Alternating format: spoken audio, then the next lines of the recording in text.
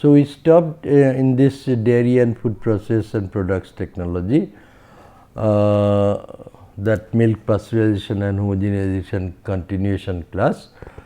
So, there we had said that what are the steps required for pasteurization. Now, we will go quickly because our this is 45th class. So, 15 more classes are already left.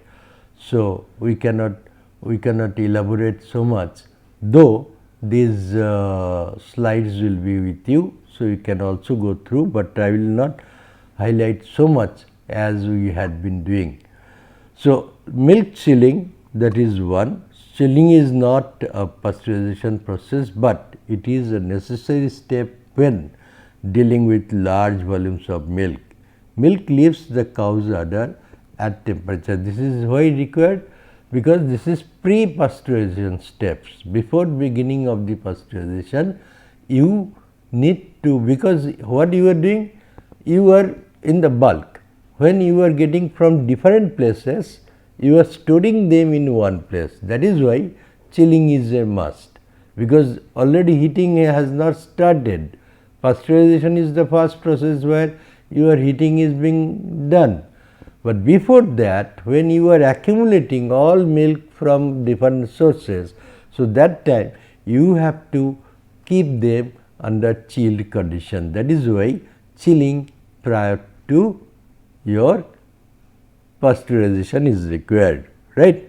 So, the more I will not follow them, right. So, chilling may affect the quality of the product negatively if it is kept for a long time, because cytometric bacteria will cause proteolysis of protein, which leads to bitter flavor attributed to the released polypeptides, right. That means that you thought you will bring all milk from different places, and then after couple of days you will start doing that processing of pasteurization. Not at all encourageable, because I said earlier that there are three types of bacteria, that is psychrophilic, mesophilic and thermophilic. So, when you are chilling, psychrophiles will be there. So, they may act on the proteins and others and may contribute to bad flavor, odor, color, etc., all negative. So, that is not desirable. So, chilling, you do chill, but for not for a long time, so that those organisms can grow and act on your product, right. So, this is one very vital step you have to remember or keep in mind, right. Then prolonged chilling introduces alterations to the structure of the casein micelle and increases the coagulation time. Now, effect of chilling on milk, what are there? Impending rennet acid coagulation. So, lowering the temperature to 2 degrees centigrade causes the milk not to coagulate even after rennet acid treatment. So, if it is too cold, then even if you do rennet, that is one type of enzyme available in the cup, in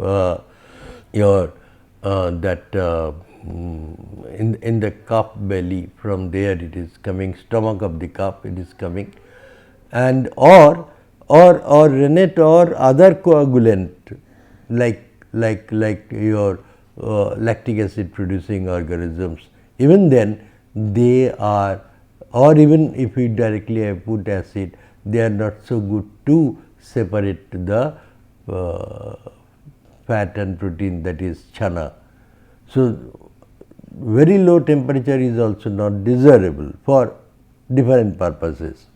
So, this phenomena has been utilized continuous cheese making process, in which the temperatures are raised after addition of the acid coagulant big, and that begins when the temperature reaches around 15 to 30 degrees centigrade. That is one application, right. Then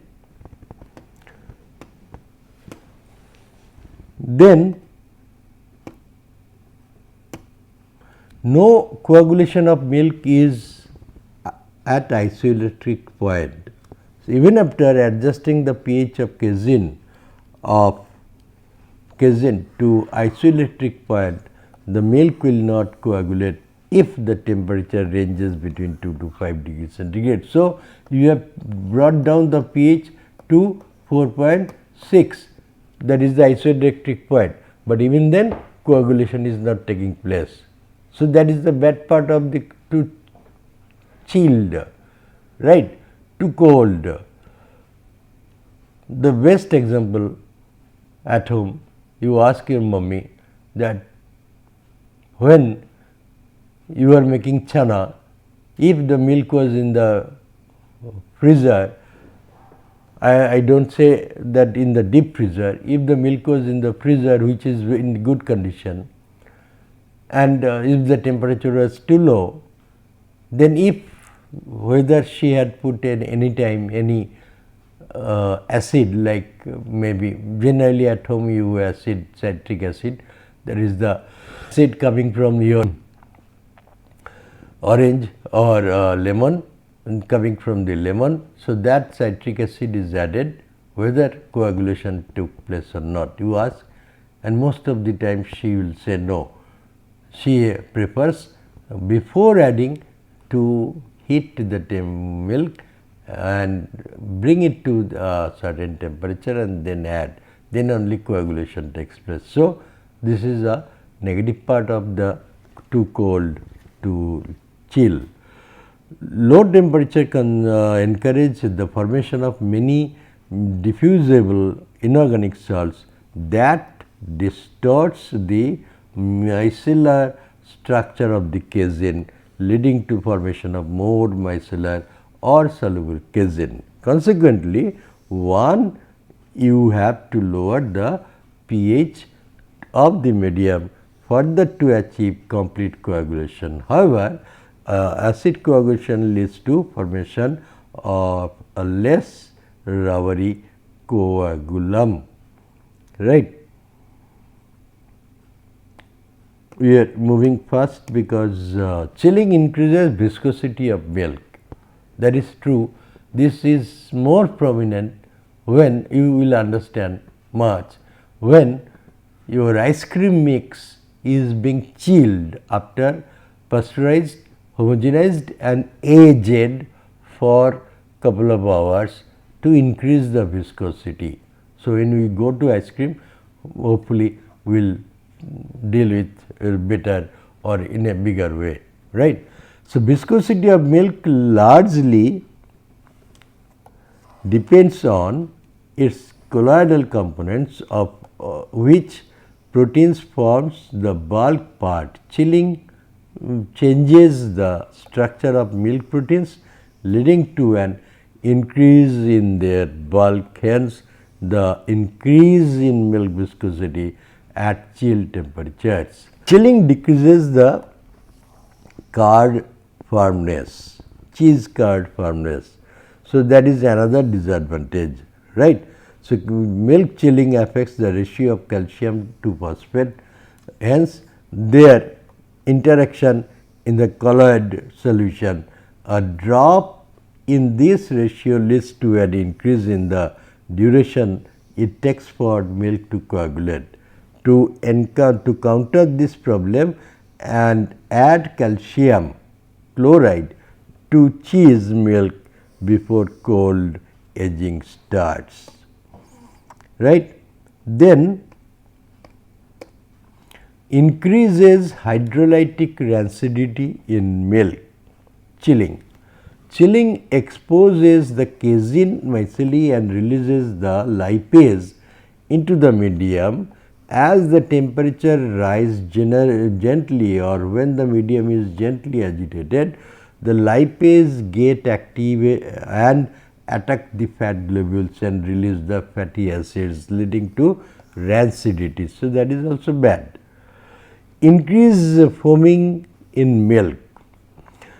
Chilled milk foams easily due to increased activity of the beta lactoglobulin, which is a surfactant, and milk proteins coalesce at the surface or lamella of the protein, which also traps air, leading to formation of air bubbles.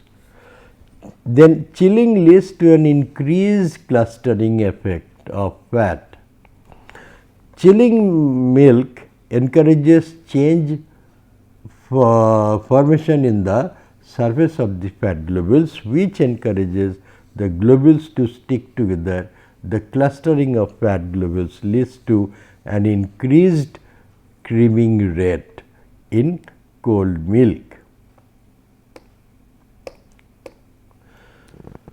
Preheating or regeneration, this is another part. So, chilling part we have finished.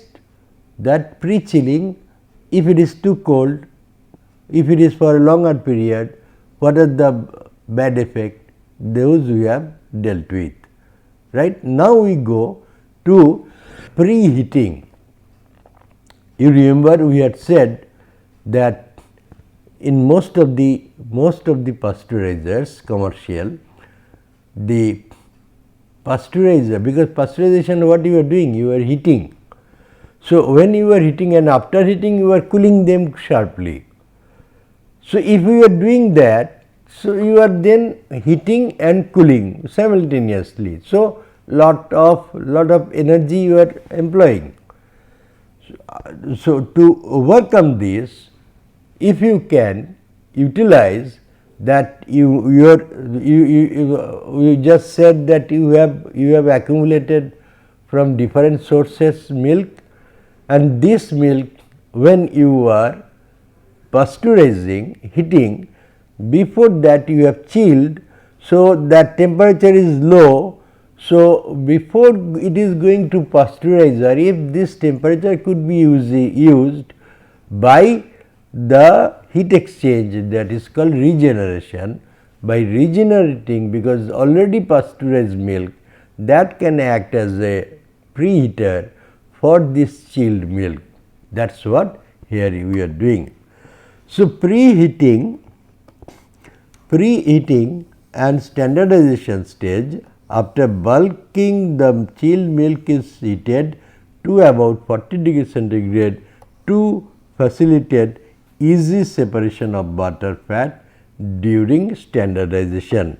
The system uses regenerative heating, that is, it uses the heat of the already pasteurized milk to heat up the inoculum or incoming chilled milk.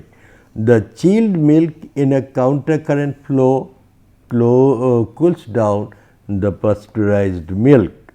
Purpose of standardization is to obtain a product with uniform constituent of butter fat. Different products can be obtained from this process, for example, skim milk, standardized milk, low fat milk, high fat milk, etc. Right. Then, after doing this preheating or regeneration, you are going to, after determining the type of product you are making, you can use a computer program or any standardization method to determine the amount of cream separation or amount of cream to be separated or to separate. This will leave you with the desired amount of butter fat to standardize the milk. Then the step which comes in is the clarification, right, clarification stage, because if you are not clarifying the milk, that is, if it contains some undesirable things which are visible or which you can feel, so that has to be separated. So, that is done under this segment, that is clarification stage. So, in this what you are doing, clarification is essential for removing all foreign matter from the product. Large solid particles are removed by straining the milk through tubular metallic filters, a centrifugal separator also or clarifier, not the one used for standardization, is used to remove all soil and sediments from the milk. The filters usually fitted in parallel twins permits continuous processing, as one can be cleaned while the other running. So, that is the is. So, both are in parallel. So, one it is running and another is being cleaned, and another is running, the former one is being cleaned. So, that is why in twin one. So, clean the filters regularly between 2 and 10 operational hours depending on the level of dirt you have encountered to avoid growth of the organisms. Otherwise, if you are not cleaning, then what will happen? This milk which was residing inside, so that will be a very good source of the organisms to grow. So, that may contaminate, that may unnecessarily add the microbial population or load, microbial load to the milk, right. That is not desirable. Then after this, perhaps you are going to standardize. Now, standardization is a process which is in most of the cases in commercial food, commercial milk is required, because unless you standardize, because you remember you had got from different sources different milk. So, they contain different quantities of fat, protein or MSNF, all these. So, if you are adding them, then you can never be sure that what is your final constituent. So, after adding you must know what is the composition, and then you already have decided I will serve market with this, that is this quantity of fat, this quantity of solid not fat, etc. So, that is standardized. So, that is why standardization is a must. So, it is important to standardize milk fat to ensure that you end up with a product of consistent quality in the market. Different consumers prefer different products. There are customers who will consume skim milk only, while there are some who will take low fat milk. There are those who will take standardized milk, while there are those who prefer high fat milk. So, lot of variety of customers you have to handle. That is why standardization is a must with respect to the end product. Standardization is necessary to ensure that all the customers are catered for. Again, it is during the process of standardization that you get to separate the butter fat that is used for making cream, right. So, cream making you are using separation of the fat and other fat based products such as butter, right, and ghee. For that you separate fat if you are making skim milk. So, this fat you can use for butter making, for making cream, etc., right. So, it comes to the level of standardization. Types of cream, there are different types of creams, their use and how to make each of them. Cream is a rich fat based dairy product that you obtain by skimming milk with 4% fat content. Different types of cream depend on the type of separation or cream concentration used.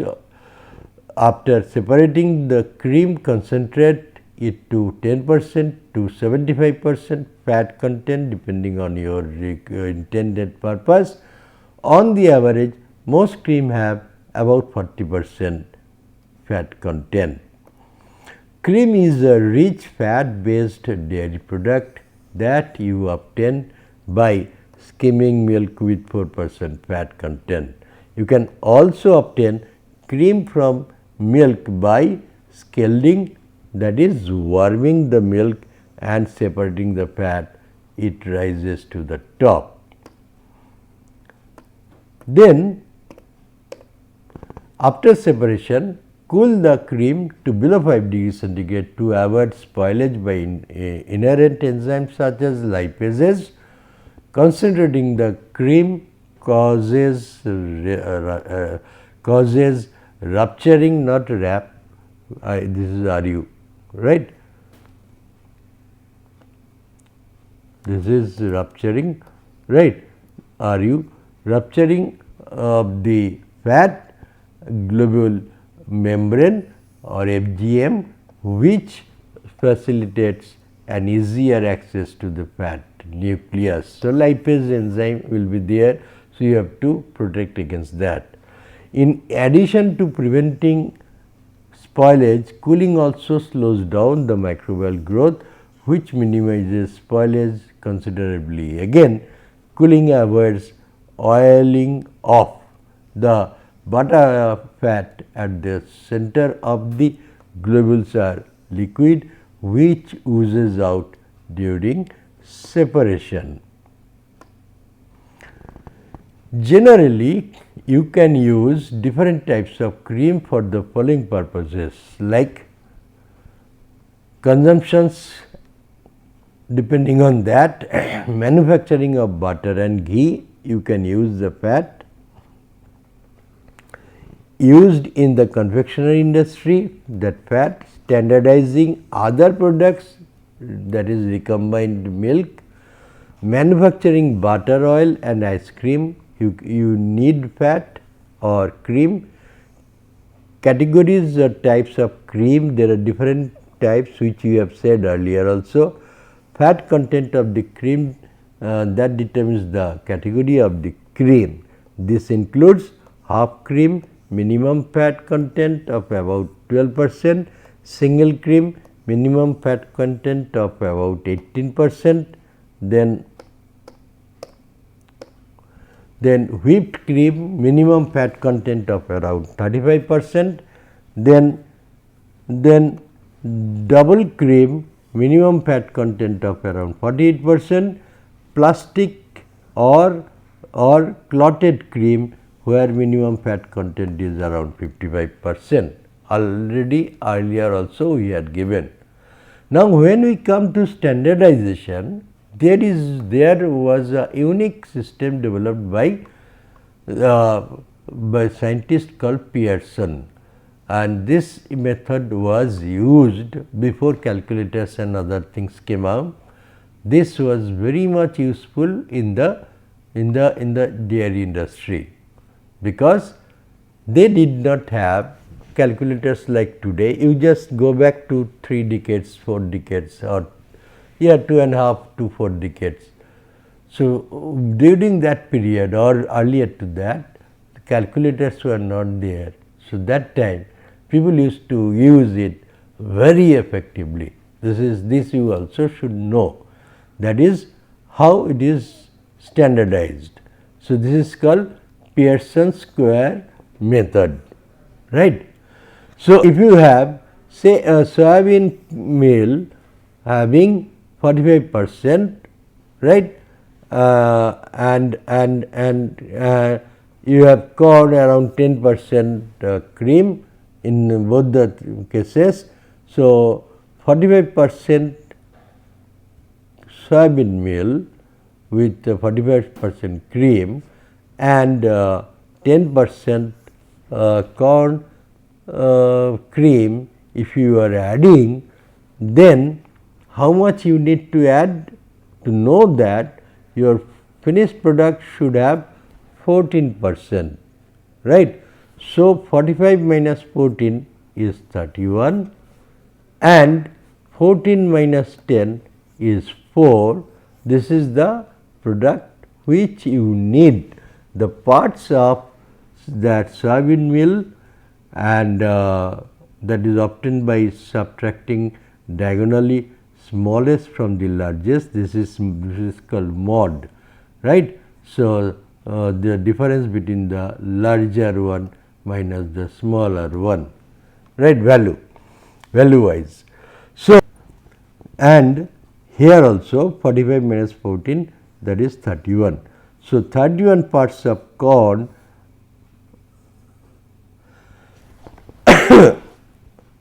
right, you are adding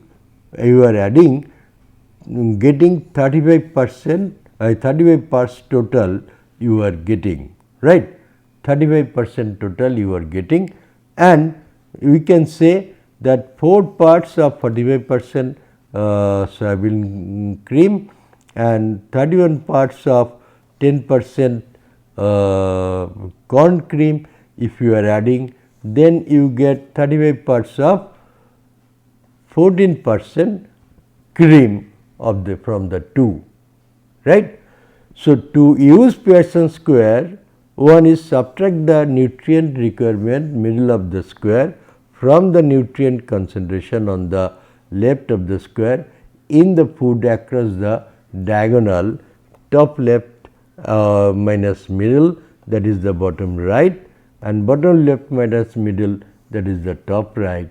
So, repeat this for both feeds, right. This is the unique one which was developed by Pearson, right.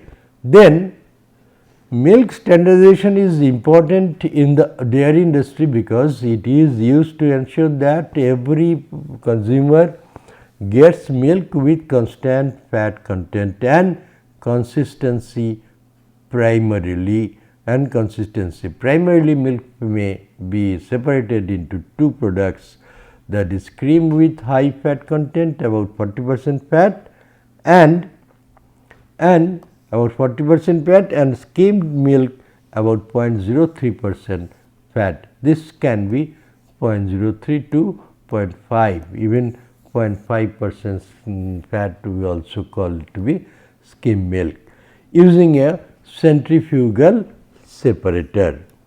This will come.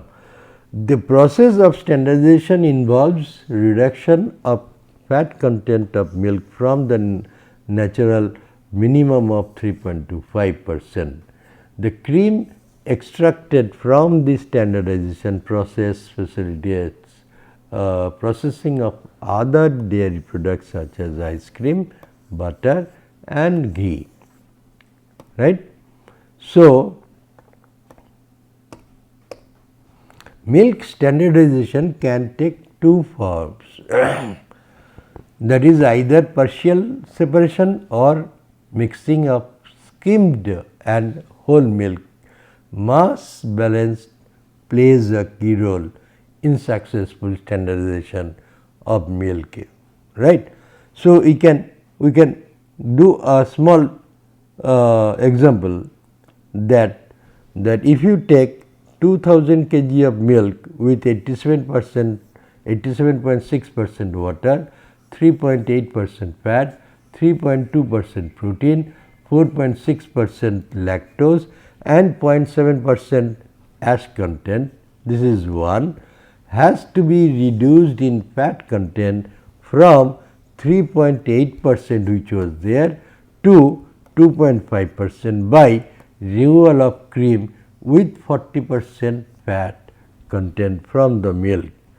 How much milk will have to be removed, right. So, this can be done simply by the by mass balance, that TM balance, that is total mass balance. If we do that 2000 was here, that is C plus AM, right, where C stands for cream and M stands for milk. MF balance, that is this was total milk balance, this is milk fat balance, that is 2000 into 0.038, that is equals to 0.4 plus 0.025 into M, right. So, if we add, if we solve this, then we get 2000 into 0.025 is equals to 0.025 C plus 0.025 AM, right. Of course, C for cream and M for milk, which we have already said. Solving this equation, we will get C is equals to 69.3 kg and remaining M milk is 1937.7 kg, right. This is one example, and another example let us do very quickly, so that our time is utilized. If 3000 kg of same milk is used in the previous example, is separated into cream with 45% fat and skimmed milk with 0.05% fat, how much cream and skim milk are expected assuming no losses. Again, total milk balance, if we do 3000 was C plus M, that is cream plus milk, FMB, that is if we do that fat balance, right, milk fat balance, that is 3000 into 0.038 is equals to 0.45 C plus 0.005 S, right. Now, solving the equation will give C is equals to 250.3 kg and S is equals to 2749.7 kg, right. So, like that we can do by simple mass balance. This also can be done with the Pearson square method, right. You do with Pearson square method, you will get the same, right. So, let us stop today here because time is over. We will then come to the next class. Thank you.